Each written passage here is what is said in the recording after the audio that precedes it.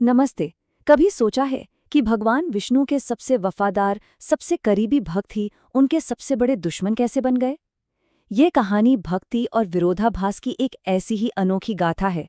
चलिए, आज इसी रहस्य को समझते हैं।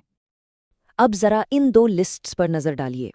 एक तरफ हैं जय और विजय, वैकुंठ के रक्षक, और दूसरी तरफ हिरण्यकशिपु, रावण, शिशुपाल, हमारे पुराणों के सबसे बड़े खलनायक। लेकिन क्या हो अगर मैं कहूं कि ये दो अलग अलग लिस्ट हैं ही नहीं, ये असल में एक ही हैं। ये वही दो आत्माएं हैं जो अलग अलग जन्मों में अलग अलग किरदार निभा रही हैं। तो चलिए, कहानी की शुरुआत से शुरू करते हैं।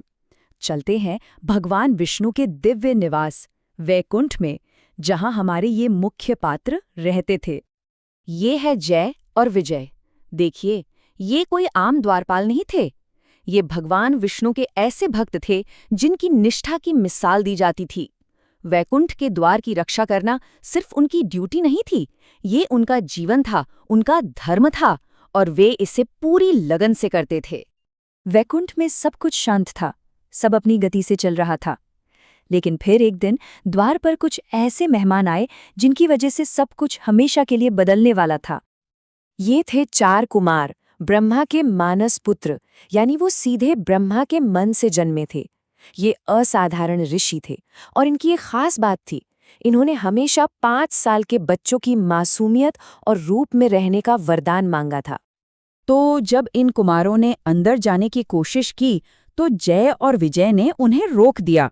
उन्हें सख्त आदेश थे कि भगवान विष्णु को इस समय कोई परेशान न करे। अब उनके लिए तो अपना कर्तव्य सबसे ऊपर था, फिर चाहे सामने ब्रह्मा के बेटे ही क्यों ना हो। कहते हैं ना, अगर आपके पास 5 साल के बच्चे की मासूमियत है, तो आपके पास 5 साल के बच्चे जितना जल्दी आने वाला गुस्सा भी हो सकता है। बस रोके जाने पर चारों कुमारों का क्रोध 7वें आसमान पर पहुंच गया, और उसी गुस्से में उन्होंने जय और विजय को ब्रह्मांड का सबसे कठोर श्राप दे दिया, पृथ्वी पर एक नश्वर, एक आम इंसान के रूप में जन्म लेने का। सोचिए, सिर्फ अपनी ड्यूटी करने की एक ऐसी कीमत चुकानी पड़ी जिसकी उन्होंने कभी कल्पना भी नहीं की थी। इस पूरे हंगामे के बीच भगवान विष्णु खुद प्रकट हुए। उन्होंने स्थिति को संभाला और अपने श्रापित भक्तों के सामने एक ऐसा विकल्प रखा जो असल में उनकी भक्ति की सबसे बड़ी परीक्षा थी।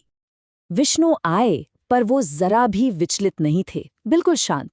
उन्होंने बड़े प्यार से अपने द्वारपालों को समझाया और श्राप के असर को कम करने के लिए उनके सामने एक रास्ता रखा, एक विकल्प। उन्होंने पूछा, क्या तुम 7 जन्मों तक पृथ्वी पर मेरे भक्त बनकर रहना चाहते हो, या फिर 3 जन्मों तक मेरे शत्रु बनकर? ये एक ऐसा सवाल था जो भक्ति की हर पारंपरिक परिभाषा से परे था। तो उनके सामने 2 बहुत ही मुश्किल रास्ते थे।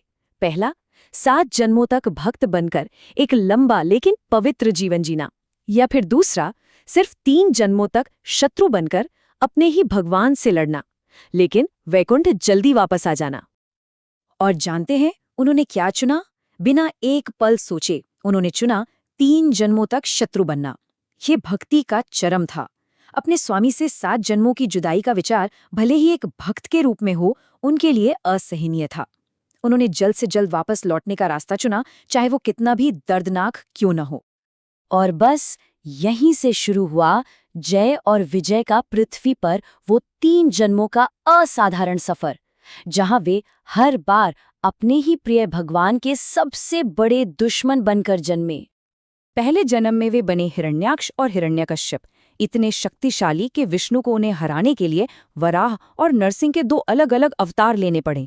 दूसरे जन्म में वे रावण और कुंभकर्ण के रूप में जन्मे, जिन्हें भगवान राम ने पराजित किया। और अपने अंतिम जन्म में वे थे शिशुपाल और दंतवक्र, जिन्हें कृष्ण ने अपनी लीला के एक हिस्से के रूप में ही मुक्ति दे दी। इन जन्मों में एक बहुत ही दिलचस्प पैटर्न है। हर जन्म के साथ उनकी शक्ति कम होती गई। पहले 2 शक्तिशाली राक्षसों के लिए 2 अवतारों की जरूरत पड़ी, फिर 2 भाइयों के लिए एक ही अवतार काफी था, और अंत में वे एक महाकाव्य में बस छोटी मोटी बाधा बनकर रह गए। ये एक तरह से संकेत था कि उनके श्राप का चक्र अब खत्म हो रहा है और वैकुंठ वापसी का समय आ गया है। लेकिन इस कहानी का अंत यही नहीं होता। इस पूरी कथा का जो गहरा दार्शनिक मतलब है, वो तो इन दोनों द्वारपालों के नामों में ही छिपा है। जय का अर्थ है स्वयं पर विजय, एक ऐसी जीत जिसमें कोई हारता नहीं, सबकी जीत होती है। वहीं विजय का अर्थ है बाहरी दुनिया पर जीत, जिसमें एक विजेता होता है और एक हारने वाला। उनकी कहानी असल में इन दोनों तरह की जीतों का एक गहरा प्रतीक है। और अंत में ये कहानी हमें एक गहरे सवाल के साथ छोड़ जाती है। अगर अंतिम लक्ष्य परमात्मा से मिलना ही है, तो एक शत्रु और एक भक्त के रास्ते में वास्तव में क्या अंतर है? शायद भक्ति के सबसे ऊंचे स्तर पर ये दोनों भूमिकाएं एक ही दिव्य नाटक का हिस्सा बन जाती हैं, जहां प्रेम और विरोध एक ही सिक्के के दो पहलू हैं।